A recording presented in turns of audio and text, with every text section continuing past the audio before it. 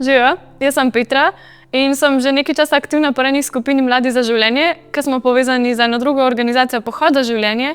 pa hkrati tudi z drugimi kakšnimi organizacijami, ki se ukvarjajo z eno temo, ki se mi zdi v družbi še ni našla sprave, pa da tudi mogoče še nismo na točki, ki bi jo lahko hitro ali pa ki bi jo lahko kmalu dosegli. In to je tema splava. In splav je ena tema, ki v družbi dostikrat se ti zdi, da moraš ostati tih. Ali pa, da je boljše, da jo pustimo ob strani, da je boljše, da se delamo, da ne obstaja. In tudi jaz, recimo, sem dostikrat dobila tak občutek, tako recimo, ker si nekaj časa v tej temi, v bistvu vsi nekako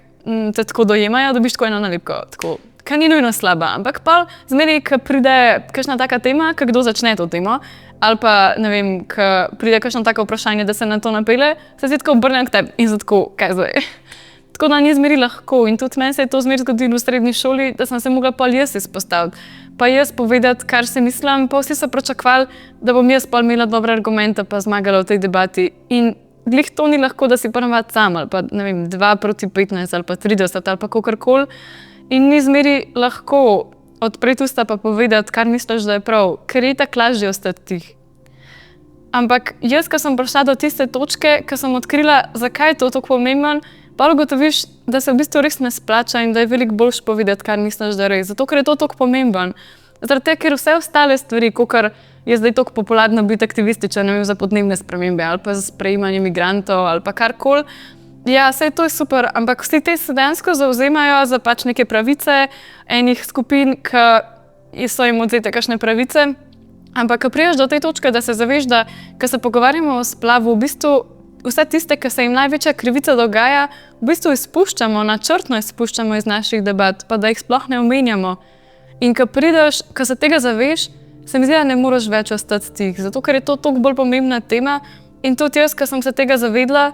takrat ti ni več težko, tudi če si izpostavljen ali pa tudi če si sam, da poveš, kar misliš, da je res, ker samo tako lahko enkrat pridemo do tega, da se bo tudi tukaj kaj spremenilo, pa da dosežemo spravo. Čeprav se mi zdi, da smo zdaj še daleč od te točke, glih zaradi tega, ker se vsi ne zavedajo, o čem se ta tema sploh gre. Pa zato, ker je veliko preveč ljudi, ki te otroke, preden so rojeni, kljub znanstvenim dejstvom ne dojemajo enakovredno vse tisti, ki so rojeni in se včasih že na tej točki zaplete, ali pa še vedno obstaja čisto preveč ljudi, ki otroka preden se rodi dojemajo kot pač kupček celic, ki čaka tam noter in pa nastane človek. In se mi zdi, da tukaj kot družba še nismo blizu točke, ki bi lahko dosegli spravo, glede zato, ker se ne moramo pogovarjati o isti stvari. Kakor, ne vem, če primerjam smrtno kaznijo, ki v bistvu je zelo podobna stvar, zato ker se pogovarjamo o tem, ali nekomu vzamemo življenje ali ne, pa smo dejansko zdaj prišli do te točke, ki lahko rečemo, da se nam to zdi narobe, zato ker pač vemo, da se življenja ne vzame. Tukaj se postavi že na začetku, ker dejansko čisto preveč ljudi ne dojema teh otrok, kakor enakovrednih oseb, kakor mi vsi, ki smo rojeni, ki je to edina razlika. In se mi zdi, da je zato tudi težko včasih to temo izpostaviti, zato ker se že na začetku zatakne. Ampak glih to nas pa ne sme ustaviti, da bi ostali tih in da ne bi povedali tega, kar je treba povedati. Zato ker, ja, resnica včasih boli in na tej temi sigurno, ampak glih to, da jo povemo, je lahko odrešilno, saj tudi je zase rekel, resnica vas bo osvobodila. In je včasih težko, da poveš resnico, ker je tako zmeri lažje ostati tih, ali pa pustiti, da si drugi mislijo svoje, pa da si sam misliš svoje, ampak se s tem tudi nikamor ne moramo premakniti. In ja, to je težka in je zelo občutljiva tema, ampak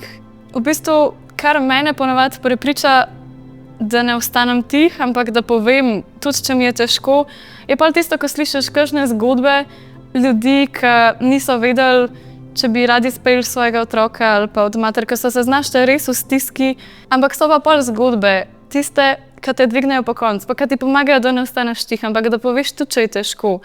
Recimo, letos je v bistvu na Pohod za življenje prišla ena mama, ki je rekla, da je obdržala otroka, zato ker je prišla na Pohod za življenje, pa ki je videla, da tam lahko najde tisto pomoč, ki jo potrebuje. Ali pa zgodbe, ki jih pol slišiš od ljudi, od mater, ki niso videli, če hoče obdržati otroka, pa so jih obdržale in ki so zdaj srečne, da so sprejeli tako odločitev. Ali pa od tistih, ki niso vedeli, če bojo lahko obdržali otroka, ali pa ki so jih vsi prepričali v splav, ampak so pol se odločili za življenje in so zdaj hvaležni, da so se tako odločili.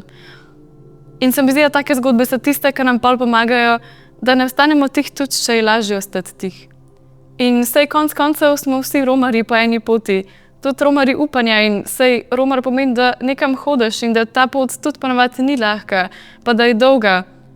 Ampak če veš, da imaš nek cilj ali pa če verjameš, da na koncu čaka nek cilj, pol je lažje premagati tudi vse, kar je na tej poti težko. In če vemo, da hodimo v pravo smer in če verjamemo, da tudi če je težko,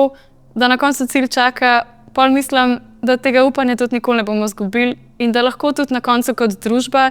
na tej temi, ki je težka, pa ki je v bistvu težka vsebina naše preteklosti in sedanjosti, lahko pol skupaj dosežemo spravo.